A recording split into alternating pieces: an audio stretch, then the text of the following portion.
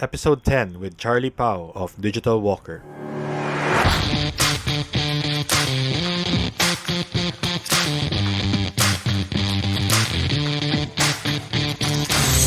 You're listening to Kendrick Loves to Brand, the branding podcast featuring stories and lessons from entrepreneurs and brand builders so you can get inspiration, insights, strategies, and tactics as you create your own game-changing brand. Welcome to the show, Charlie. Thank you so much for agreeing to come to the show. I've been a long-time fan of all your concepts from tech to food. So actually, I was preparing an intro pero sa sobrang dami ng ginagawa mo, parang hindi ko alam kung kakasya yung time natin. Baka matapos na yung podcast, di pa tapos mag-enumerate ng number of brands that you do. No? So siguro I'll turn the floor over to you and siguro how do you enumerate or how do you talk about the work that you do? Thank you for having me on the show. So, I think the way I introduce myself is parang firstly, I'm a I love technology. So, Digital Walker, Beyond the Box, that's where I started. So, mahilig talaga ako sa mga computers, mga gadgets. Tapos, I started out Beyond the Box because of Philmag, Philippine Mac Users Group. I'm an active member doon. Tapos, doon nag-start lahat. Yeah. And then from there, so let's say okay, so from tech, you went into food. No? So, when it comes to food naman, you have Tasteless Group. So, what are the brands under Tasteless Group? So, Tasteless Group, Scouts Honor, Hole in the Wall, The Grid, Tsukamen, I don't remember the others, Pizza Express. Parang too many to mention. Pizza Express, Poison. Yeah, yung mga... Yeah. Okay, so you're making all of us look bad no, sa dami. No. But actually, it's very inspiring kasi I feel like, especially I think in this generation, parang as entrepreneurs, we don't want to be locked in na rin or parang hindi na sobrang uso yung isa lang yung ginagawa natin, di ba? So, we like to do different things. So, it's very inspiring to see somebody like you applying your passion to different things. So let's take it back to the very beginning.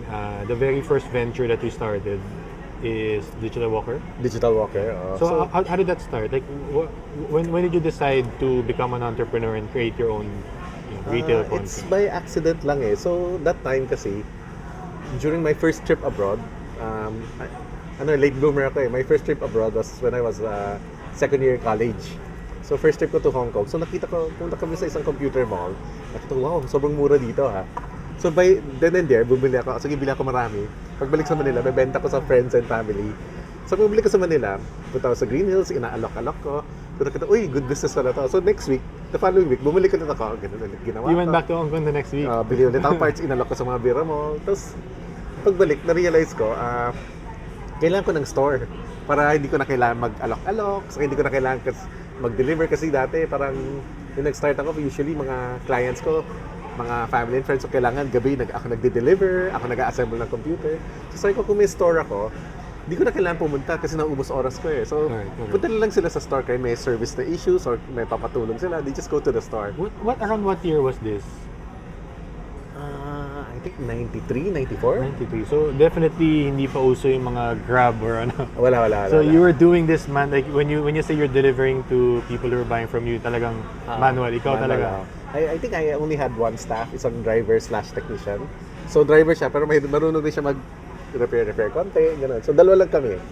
So from there you were buying this but not as an official distributor yet. No, parang in Hong Kong kasi they're very entrepreneurial doon eh. So you can negotiate like, I'll buy five of this, magkano bibigay mo? I'll buy 10 of this, magkano bibigay mo? So, doon lang ako nag-start. And then from there, what was the transition like? So, when you started, you were sort of buying and selling from other retail stores, wholesale, ganun. And then, what was the first brand that you approached to be the official distributor here? Ang pinaka-big brand ko, I remember it kasi sobrang fan ako ng brand yun. It's Crumpler. Crumpler bag. So I have a couple of Crumpler bags. So when I saw it sa isang store in Hong Kong, so I bought it. So it's like, ganda nitong brand, it's not available in the Philippines. So I remember nga, nag-email ko sa kanila. Sabi ko, I want to be your distributor in the Philippines. Tapos, nag-send siya ng price list. Tapos, nagbigay ako ng order, parang 50 pieces. Tapos, sabi niya, sumagot sila sa akin, not to be impolite, but this is not wholesale. Sabi ko, can we start with this quantity muna? So, doon nag-start. Hanggang naka-open ako ng first crumpler store. During its peak yata, umabot kami ng 5 stores. Before we decided to There's one in BGC, di ba? BGC, Trinoma, I forgot the other stores na nga kung nasaan eh. Cebu, we had one in Cebu. Basta umabot siya ng 5 stores. So and then right now, okay, from Crumpler, right now, how many brands do you have under Digits? Digits, we're the distributors for Fitbit. Fitbit and OnePlus, the phone. Okay. OnePlus, the phone, and a few other accessories like Momax, Marshall speakers, headphones, some I don't remember, pero a few brands. Okay. I think it's a good problem to have. No? Parang you have too many brands. Hindi naman. Actually, nagbawas na rin kami. Kasi nawawala yung focus. So iniwan lang namin siguro mga 8 of our favorite brands na feeling namin may future. So doon kami nag-focus. And then the rest are parang under consignment na from other distributors? Parang we get locally na or from other distributors, ganun. And then from Digital Walker, when did you start becoming involved as an Apple reseller? By accident din lang. So, when I bought my first Mac, nag-join ako sa, wala akong alam sa Mac back then eh. So, nag-join ako sa Philippine Mac Users Group, Philmag. And you know Albert Cuenca? Familiar, yeah. He's the president of Philmag eh. Yeah. So, he owns Albert Steakhouse. Here, yeah. Yeah. So, he was offering free tutorials for Mac. So, that time, sige, nag-message ako sa kanya. Tapos, nag-meet kami, tinuro niya ako basics ng Mac. Tapos, after yun, naging active ako sa group, sa Mac Users Group. Tapos, yung time na yun, parang, that time na yun, wala pang iPhone eh. It's only the iPad. Yeah, Tapos, hindi mo siya gumagana sa PC for Mac lang. So, yung time na yun, ang hirap maghanap ng accessories for it. So, nag-order ko sa US. Nag-order ako ng isa para sa personal use ko kasi wala mabili. So, na-realize ko, pag ginawa ko 5, same lang yung shipping cost ko. Yeah. So, sabi ko, sige, 5 lang bilhin ko. Yun, di ba? Bebenta ko sa mga Philmag. So, doon nag-start. So, nagpasok ako. Tapos, hanggang nakilala ako sa Philmag na the accessory guy. So, nagbebenta-benta ako. Tapos, lahat tinuturo ko, if you want to see the product, go to Digital Walker, gano'n. Tapos, one time, nag-meet kami ng isang photographer, si Dominic James. Okay. He is in the US now eh, but he parang nag-meet kami kasi I think we had an ex deal na nag-shoot siya na one of our stores and I gave him a crumpler bag. So, uy, I'm meeting Apple tonight because I think they have a tie-up na siya nagturo yung isang software ni Apple. So, if you want, I can introduce to you. So, yun, sabi ko, sige, let's meet them. So, dun lang nag-start, by accident. So, were you the first Apple distributor here? Or I think we're the 4th na nga eh. Fourth. Fourth. So, first was Power Mac. I think nauna rin si iStudio, iStudio, saka si iStore, saka si Switch. I think we're one of the last ones eh. Tapos after kami, siguro 1 or 2 na dagdag. Tapos nag-stop na si Apple. It's good timing kasi yung time na yun, naalala ko, first year namin, sobrang hirap magbenta ng Mac kasi as in niche product siya eh. What year was this? No? 96? 96, Wala pang yeah. iPhone eh. Tapos, that time if makabenta kami ng isang iBook per week, parang celebration na kami kasi ang hirap makabenta. Yeah, sobrang niche pa kasi dati. Sobrang niche, yeah. Pero ngayon, ang iba na. Kasi grabe na now. So, remember when I was in college, parang yung mga naka-Mac, parang tingin mo pa, uy, hipster, naka-Mac, di ba? Feeling creative, mga gano'n. Kasi parang sige na, ikaw na. Tapos may isang time, pumunta ka sa Starbucks, everyone naka-Mac na eh. Yeah. Ngayon parang it's common na eh, di ba? Galing. So, yun. So from there, this was like, you mentioned kasi like, you seem to be very entrepreneurial nga na when you look at something that you like, you're not just thinking about buying it for yourself. You're already thinking of, okay, how do I maximize this and para sell it to you? So was this something that ever since you were a kid? Medyo, I remember... where did you go to high school and college? Grace ako. Grace, okay. Grace, and college, I I did finish college so hanggang second year lang ako. Oh, really? Then, So, then yung nag-start second ako year mag-business. when you went to Hong Kong, That was it? Na-realize ko, sayang lang yung oras ko in school. correct. what course were you taking? Just out of curiosity. Commerce? I think Commerce. yung mga courses na basta may ma-enroll ka lang. Masabi lang. So, how did your parents take it? Okay lang naman kasi my parents lang parang ano sila parang ikaw bahala kung ano gusto mo gawin. Are they also entrepreneurial? Do you have like a family business? Not so much. So ako yung talaga nag-start.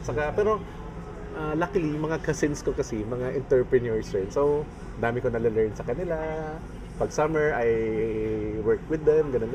So, malaking influence sa akin yan. So, your parents weren't traditional na parang, oh no, you have to finish school first before you do Hindi. whatever you want. Parang ganun. Hindi naman. Dad ko, he has this small business na siya lahat Like, siya yung delivery guy, siya sales guy, siya collector.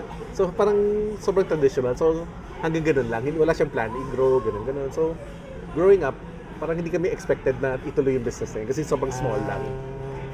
Ganun. So, they didn't also have that notion of, wait, you have to finish college first, at least get your degree. Wala naman. I think hindi sila yung ganun na Chinese. Parang sa kanila is, you figure out anong kailangan mo sa buhay mo. Ganun. That's very nice. And that's not very common. I think especially like yung mga ganung like 90s na you're in college, parang 'di ba?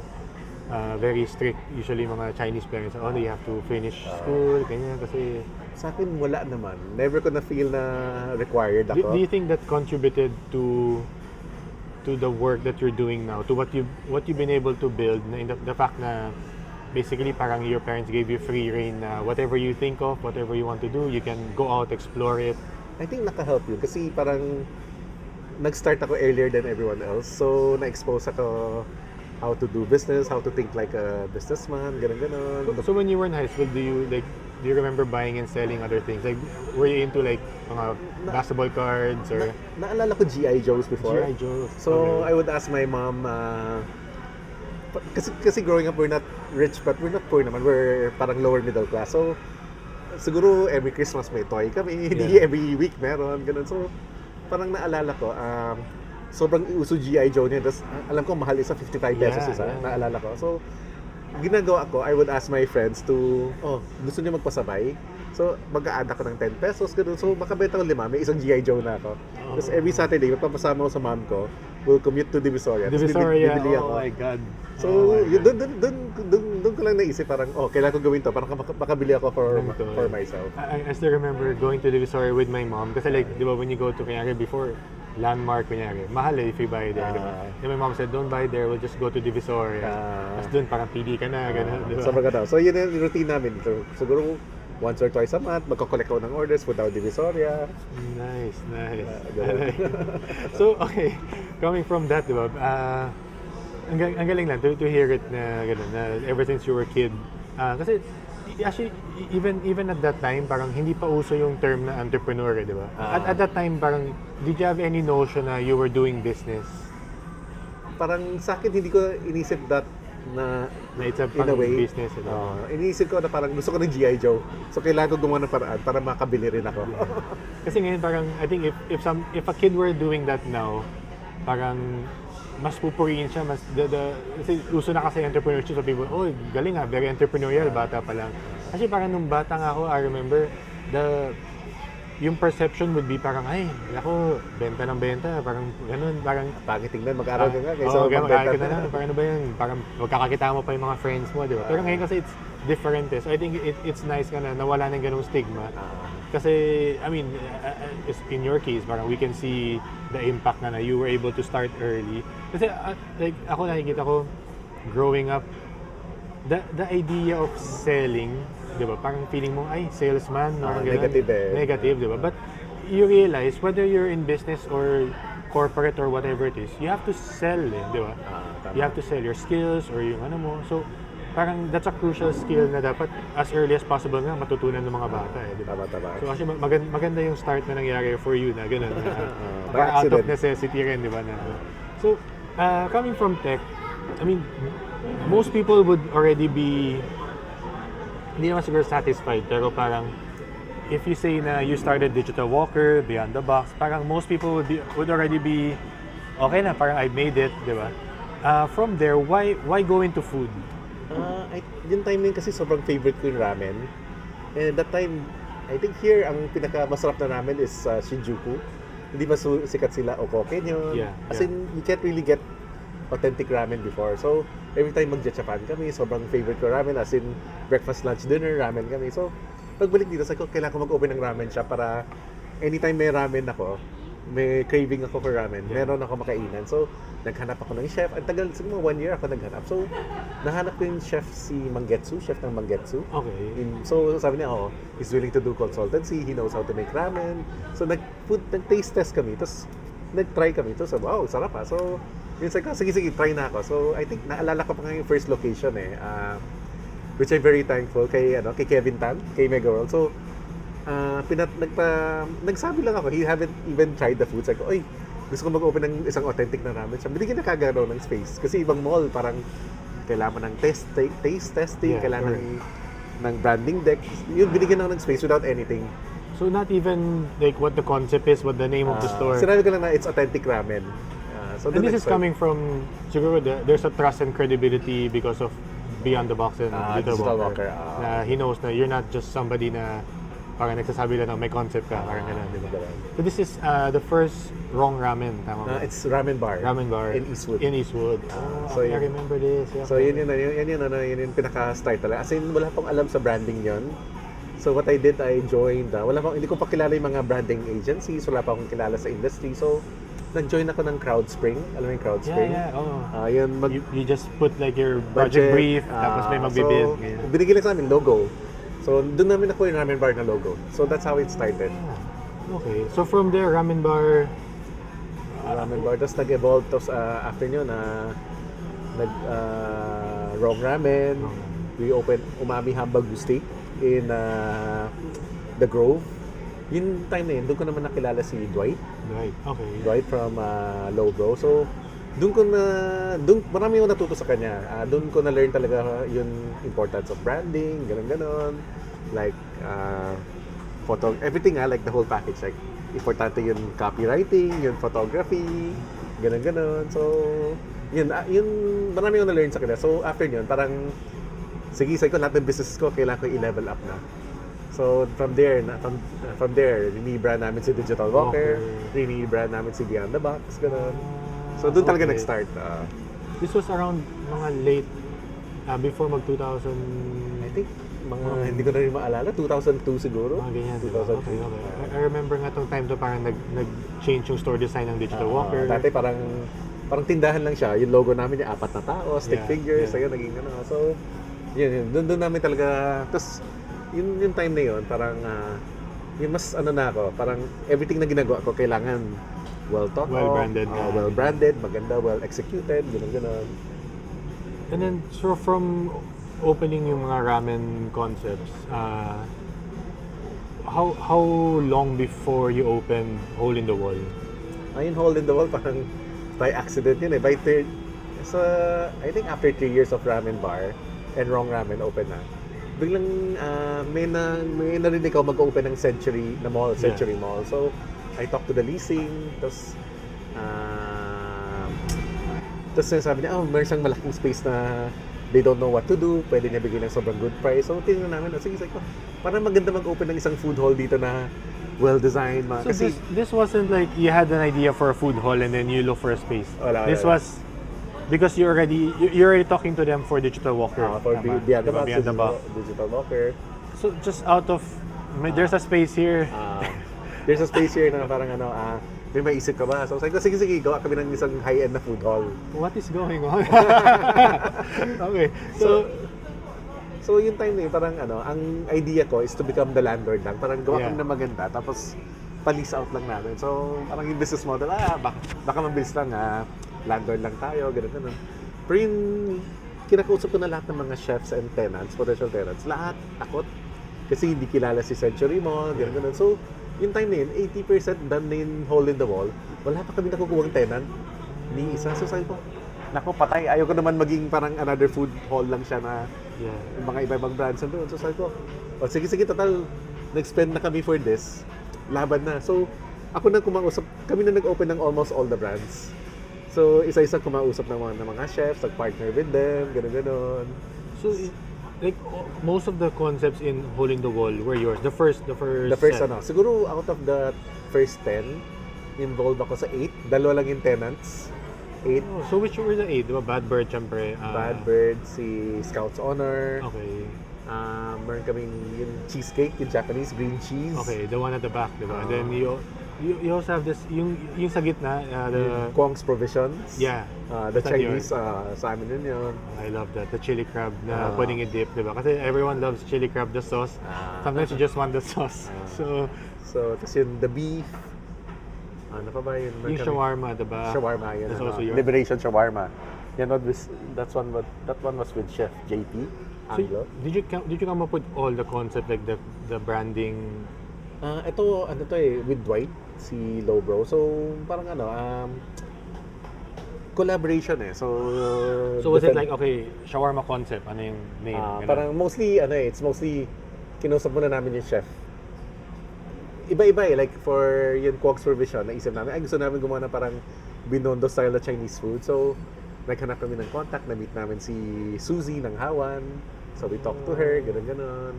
Tapos yun, for the beef, we wanted parang our own, parang yung time na yun, lahat kasi ng burgers is parang over the top eh. Yeah. So, naisip namin, gusto namin gumawa ng sobrang basic na burger, pero sobrang masarap talaga. So, yun, doon lumabas si the beef. Gano'n. So for all of this, your partner, do you have like a common partner for all the like? Iba-iba eh. Like, di ba with, yung iba partner with the chefs, yung iba partner with, yung iba sarili ko lang, gano'n. Because when Hole in the Wall opened, this was, I think, a big parang game changer in the local food industry, di ba? Kasi before, remember, uso naman yung mga food court, di ba? Pero ito, sobrang na-level up. It's similar to what you'd find in Singapore, di ba, in other countries. So, sobrang, I think, it really elevated the industry, step up talaga. So, it's just jarring to hear na it's an accident, or you weren't like, parang you didn't have this idea beforehand na before you look for the space. So, from Hole in the Wall, now we're sitting here in Rockwell, in the grid. Ito naman, this was planned na. Ito was planned na. So, nag-usap kami ni Rockwell, tapos si Rockwell wanted to do something like a food hall, but with the Rockwell branding, gano'n. So, this is what we came up with. Na parang, sobrang different siya talaga from Hole in the Wall. It wasn't like they were asking, can you build like a Hole in the Wall for us? Parang gano'n, pero sabi niya, make it different. Make it Rockwell talaga. Parang gano'n. Okay. So I think naman namin, na-execute namin. It's actually absolutely beautiful. Thank it's a beautiful you. story. And like I was telling you before we recorded, we're always here with the family. Favorite ko nga yung ramen eh. I should actually watch my sodium, pero I can't help it. That's a very Tito thing to say, sodium. Pero sige, we'll edit that out.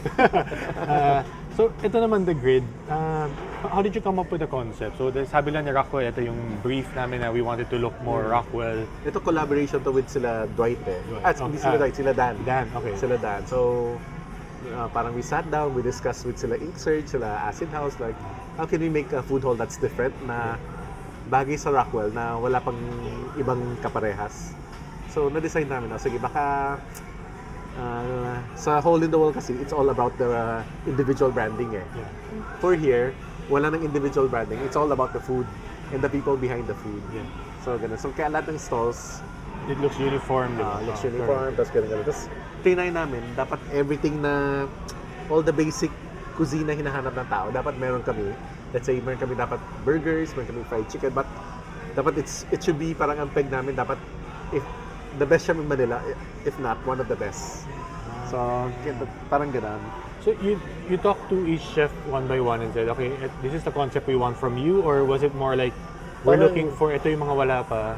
Parang ganun, oo, let's say, pag Mexican, alam si Bruce naman yung pinakasikat, yung La Chinesca, so we approach him kaagad. Tapos lobster roll, they have quite a following sa, so we approach them also. So, si Happy naman, very good with Filipino food, so we approach her also. Parang ganun.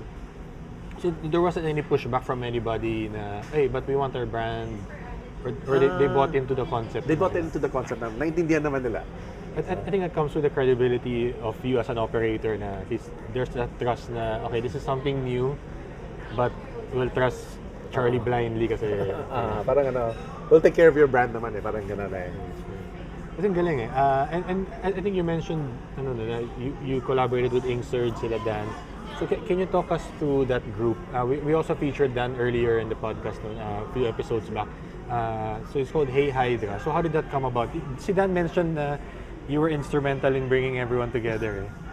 I think when we planned it kasi medyo reckless pa ako that time eh. So sabi ko parang nagsuggest si Dan na uy meron space na sobrang ganda, it's not so expensive. Gusto mo gawa tayo na parang isang office na different agencies nandoon, tapos nandun din kayo. Tapos naisip ko, for us, parang we're looking for office spaces rin kasi eh. We need more spaces. So naisip ko rin, it would be nice parang yung creative group namin, i-house ko together with mga ibang creative teams para mag-learn sila, may mentoring, gano'n. So sabi ko, sige, let's do it, parang gano'n. So yung nakita namin site, nag-decide kami kagad na, sige, okay na to, laban na. So prior to that, you were working with each of the members of Hey Hydra? So, like dalawa lang, sila Dan and sila K&M. Yeah. Okay. Nung first time ko lang na-meet sila, Surge and sila Acid House. And then since then, you've been working with all of them for different projects.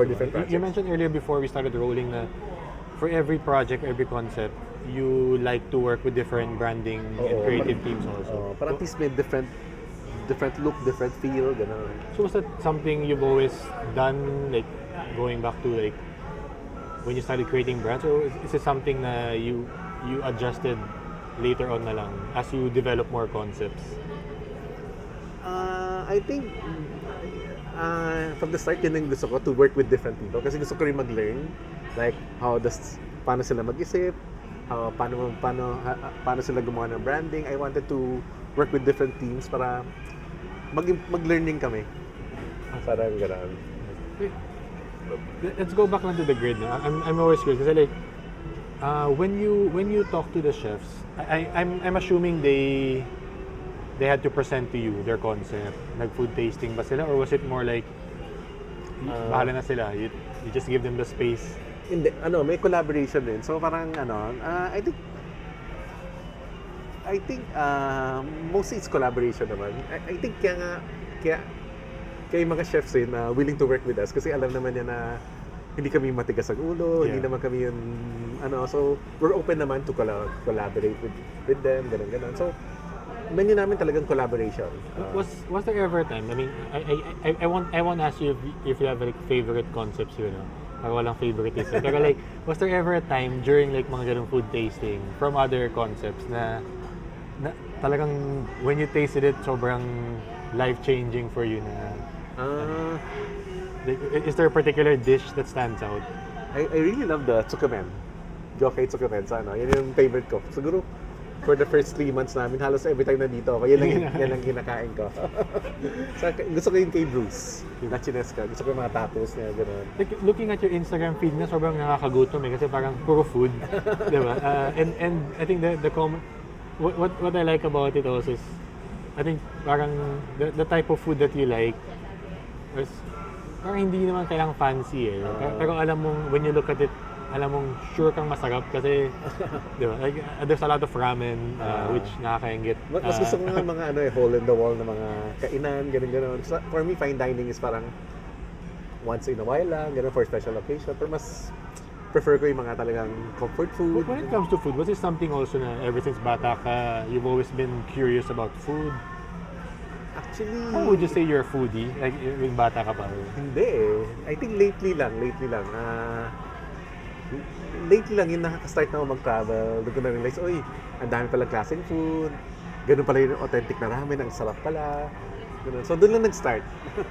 So parang it's really is it fair to say parang you're an accidental restaurateur? Is it parang like from how you're telling the story, you never planned to have your own restaurant? Wala naman, never naman. That time, gusto ko lang talaga magkaroon ng ramen shop. Tapos parang one thing led to another, parang gano'n. Sige, so siguro let's switch gears a little bit. We're talking about all your parang highlights, diba? And all the successes, obviously. Would, do you have like a particular siguro incident or like maybe a failure na parang that really stuck with you and really parang gave you a lot of lessons? I think meron din naman na one of the concepts that we really like, one of my favorites pero hindi nag-work kasi hindi namin pinag-ara kasi dati naging overconfident ako siguro last 2-3 years ago na parang if you build it they will come parang ganun so parang hindi basta maganda yung execution masarap yung food pupunta yung tao yun so we opened Cuba Libre in Serendra so yung time na yun mali pala yung market as in yung market ng Serendra dati kasi medyo high-end siya eh ngayon naging ano siya parang yung crowd dun commuting naging transit lang market kasi market yung terminal eh so mga tao na around that area, hindi sila willing mag-try ng new stuff. So let's say pag nakita nila Cuban, ay intimidating to, wag na lang. Yeah.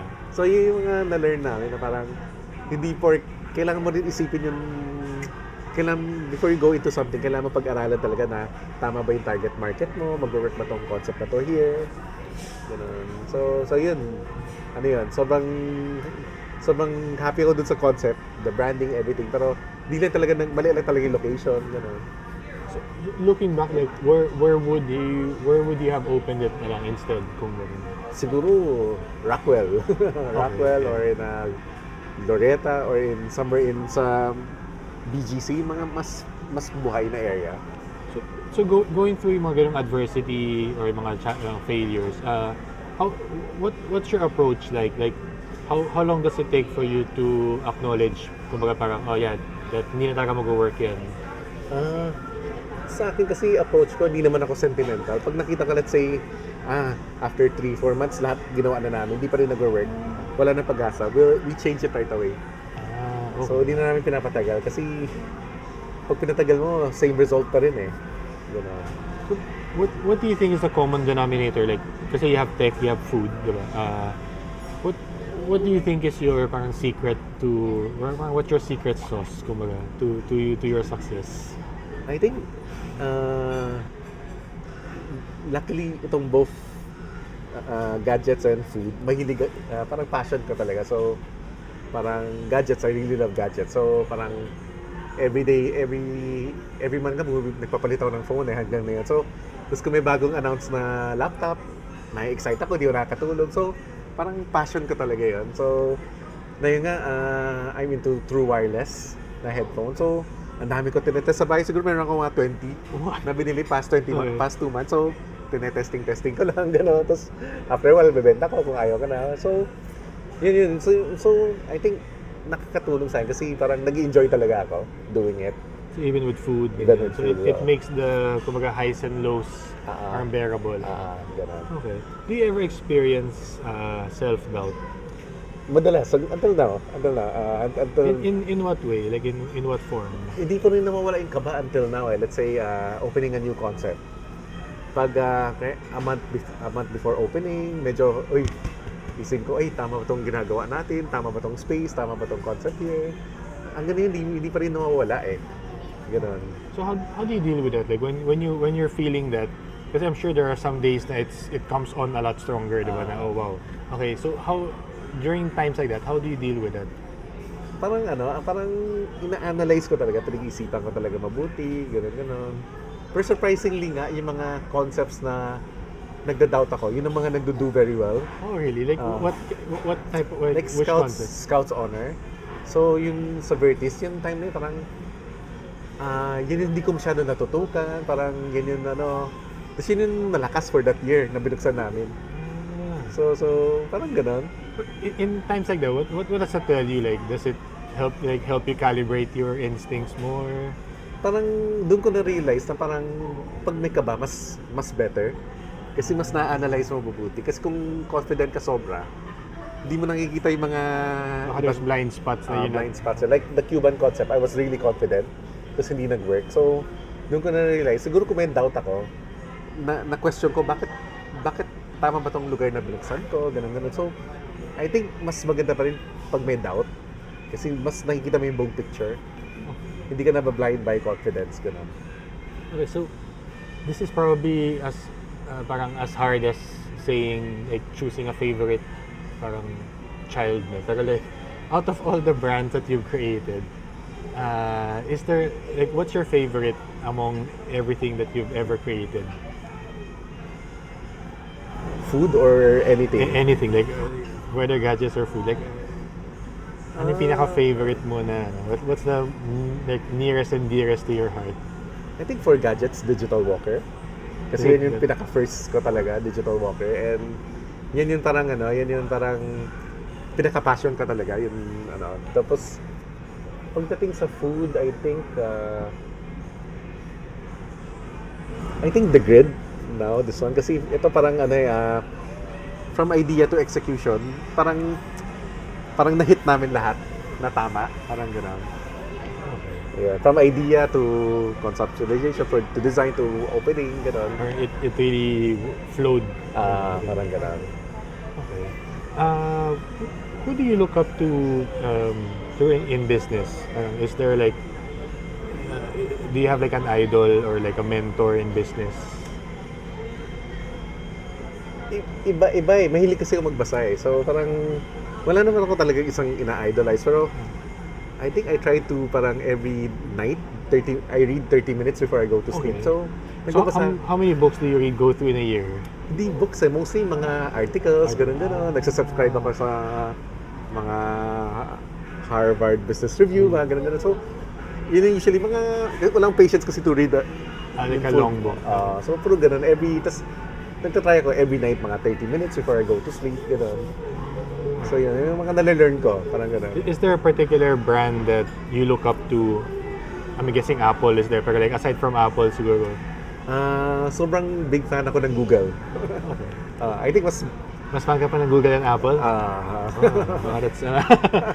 That's surprising to hear. But why? Why Google? Parang I like parang the way they do things eh. Parang sobrang different. Like, I work at dun sa Pixel phone, di ba? Yung dalawa sila na phone. Parang lahat ng mga phones, ginagawa nila is parang pagandaan ng specs, paramihan ng camera, ng lenses, ganun sa kanila is isa lang yung lens namin pero dadaan namin sa computational photography, parang ganun. So, they think different talaga. So, I like it like that, parang ganun. Given a chance to, let's say, have a parang one-on-one mentoring session, or like or even just like to have like lunch or dinner with anyone in the world, who would it be? Hindi ko alam eh. Actually, hindi ko alam. Is there like somebody you'd want to like pick their brain? Well, hindi ko... Like si Larry and Sergi maybe? Mga the Google guys, parang ganun. How about kasi okay, like I said at the start of the show, parang to say that you're busy is probably an understatement kasi you're into tech and food, and both those are retail, and like ako nga lang with our experience running Early Bird, we have 3 branches. It's already like a lot on my plate. So looking at what you're doing, what everything's on your plate, kasi aside from Digital Walker and Beyond the Box, you also have other gadget stores pa. We have OMG, and parang active kami online na yun. So given all of that, how do you stay productive, or how do you manage? I think yun yung magiging question ng anyone who looks at everything you're doing eh. Like how do you manage all of that? I think I try to prioritize talaga kasi parang hindi ko natitingnan mga small details, mas more of parang yung mga mas pinofocus ko yung mga big decisions na mas malaking impact, parang gano'n. In that case, like how big is the organization right now? Right now for gadgets, we have parang in the head office, we have about 120 people. 120 people sa office. Tapos for the food, siguro mga 40 to 50, gano'n. Ito head office lang, not including the branches. Yeah, I'm curious na, like how long did it take? Kasi you said you started Digital Walker 90s, diba? How long did it take for you to really scale it up? Hindi ko rin naisip in that way kasi parang every year pag may magandang space, so sige open tayo hanggang this year nag-open kami 3. Next year, 3 ulit. Next year, wala naman plan talaga na parang, oh, next year magsiscale tayo to 20 kagad na open. Wala naman ganun. It's more of gradual As the talaga. opportunities come. Parang ganun. Wh- when it comes to scaling the business, this is all internally funded. Mostly, pero we try, since last year, nag-try kami magpa-franchise. So, parang we have like 3 digital walkers na franchise. Okay. And food, we have parang 3 or 4 rin na franchise na food. So, parang tinatry rin namin mag-dwell into that. What's been the biggest challenge for both business? Like for the gadget side, what's been the biggest challenge, and for the food? Biggest challenge is parang, for the gadgets is parang, kasi mostly it's imported So, I think the exchange rate, kung nasa-fluctuate, yun yung pinaka-challenge namin. Saka ang nag-disrupt sa amin sa gadgets is when all the Chinese brands came in, like Xiaomi, Huawei, so kasi yung nag-start si Digital Walker, it's all premium brands all premium accessories, ganun. Tapos biglang naglabas si Xiaomi na parang 500 peso na power bank. In time na yung power bank 3,000 So na-disrupt kami konti, pero naka-adjust naman kami. So nakahanap kami ng mga upcoming Chinese brands rin na competitive with Xiaomi, parang ganun. So we have Beicious, we have Joy Room.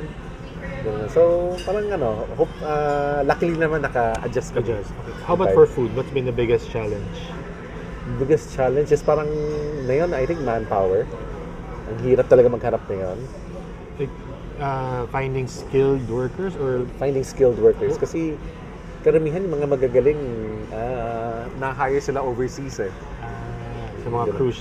So, Actually, we also experience the same thing. Most of the Actually, I would say parang half of the pioneer team namin nag-abroad. Nag-abroad, yeah. Kasi kung nakita ng minsan sa restaurant nakita ng customer na madaling i-pirate. mag-pirate, gano'n. So yun ang isa sa mga challenges namin.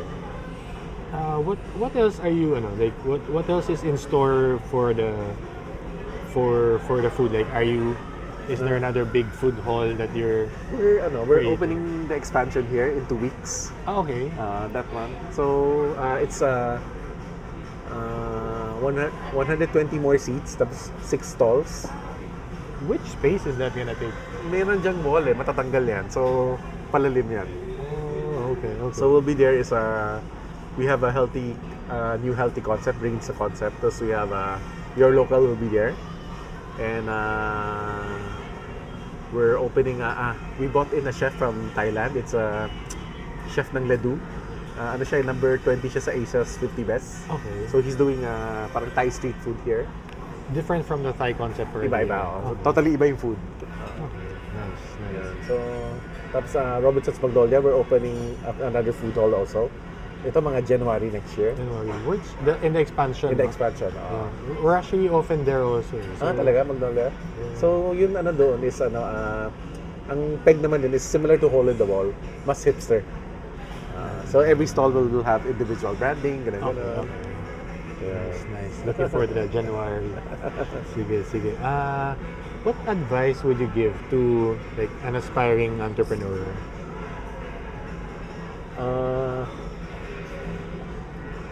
Parang for me, when you start a business, dapat kasi marami like example lang in the food business, daming people goes into the food business kasi akala nila it's glamorous, akala nila, uy, may restaurant ako, mga parang ang yabang ko, parang ganun. Pero hindi dapat hindi ka kikita pag ganun dapat pili mong business yun, kahit walang fanfare, dapat yun sure nakikita, dapat may 1 or 2 ka na ganun muna bago ka mag-risk sa mga mas passion projects mo.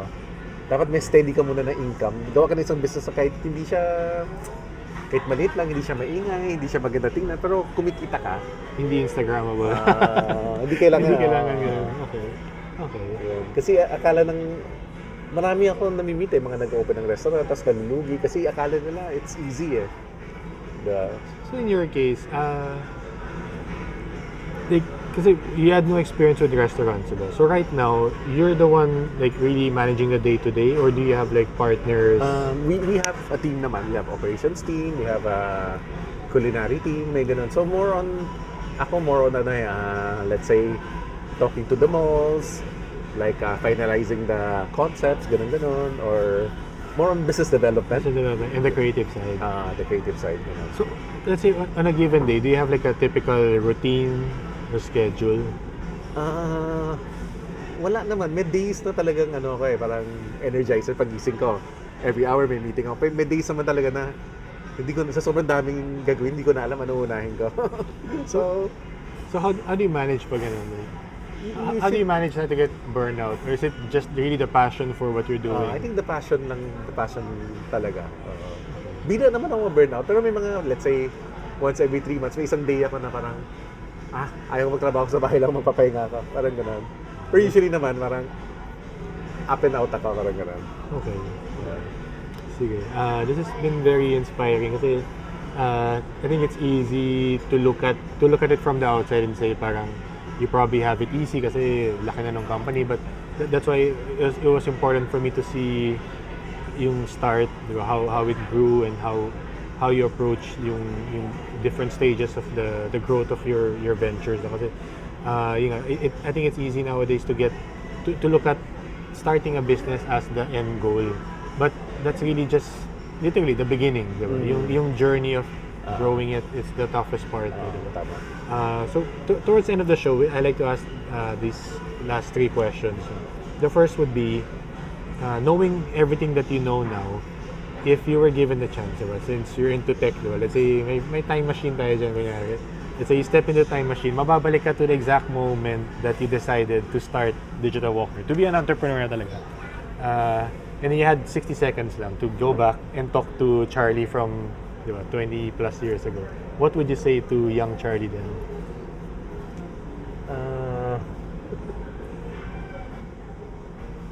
Hindi ko maisip eh. Parang siguro be more, parang parang alalay konti. Wag sobrang aggressive. Kasi may isang time na parang sobrang aggressive eh. As in, anything na opportunity, sige laban, oo lang ako ng oo. So, yun. Do you think the young Charlie would listen to the advice? Hindi ko sure. Okay. Second question would be, you're obviously doing a lot, and I'm sure that over the next 10 years, there's still, dahil pang opportunities, whether planned or accidental. So, siguro yung sa planned na part, like what do you see in the next 10 years na you're still looking to accomplish? For me, parang yung gadgets, it's there na. Parang, I think, medyo na-peak na siya eh. Kasi, parang all the nice malls, meron na kami eh. Kasi, we're a bit premium eh. So, hindi kami pwede sa mga kung saan. Yeah. So, I think lahat ng magagandang malls, meron na kami. So, medyo ang focus namin is to build the online business. Kasi yun doon papunta talaga eh. Yeah. Tapos for the food naman, end goal ko talaga is to be able to scale talaga. And hopefully, sana malist namin yung company. So yun as a group. So yun ang so the only way to have it listed is to scale talaga. Kasi kung isang group ka na may 100 concepts na iba-iba, walang value eh. Yeah. Kailangan yun parang 3 or 4 concepts na parang multiple branches. Okay. So yun yung inisip na. So yun ang bina-work on namin now. Okay. Sige. So before I ask my final question, where can people follow you and all your brands? I think Instagram na lang. My okay. Instagram. So your Instagram is at Charlie Pao. Okay, that's Paw, diba? And then your other concepts, it's too many to mention. I'll just probably list it down sa show notes. So the final question, Charlie, how do you want to be remembered? Hirap yun parang I want to be remembered na parang parang someone who tried something new palagi. Yung ginagawa namin parang we try to bring something new all the time, parang ganun. I like that. And actually, I want to acknowledge you because you're really an inspiration. Primarily because you come from a Filipino-Chinese background, diba? And growing up kasi parang that's always been parang part of my struggle. When I was asking you kanina, this idea of parang kung coming from Filipino Chinese, the idea of being creative, parang sampalin ka ng parents mo, di ba? Creative, di ba? Mag-math ka, ganun, di ba? Go to school, parang ganun. So, it's very inspiring to me to see somebody na parang feeling ko may similar parang background, cultural background, tapos you're doing creative work in entrepreneurship. You're applying it in entrepreneurship. So that's very inspiring for me, and I want to acknowledge you for that. And what you said about being known as somebody who tried new things, created new things. I think you've done that, and I think you're continuing to do that. And I'm really looking forward to everything else that you'll still create. Oh, thank you. So thank you so much, Charlie. Thank you. Thank you guys for listening. If you enjoyed this episode, please rate and review the show on iTunes. It will help more people discover the show. You can also share a screen cap of the show on your social media accounts. Make sure to tag me and let me know which part of the episode you like or didn't like. All feedback is certainly welcome, so feel free to reach out to me on Instagram @KendrickCo to let me know what topics you'd like to be covered next and who you want to hear or learn from in future episodes. Until next time, do the work you want to see done, because life's too short to not be creating your life's work.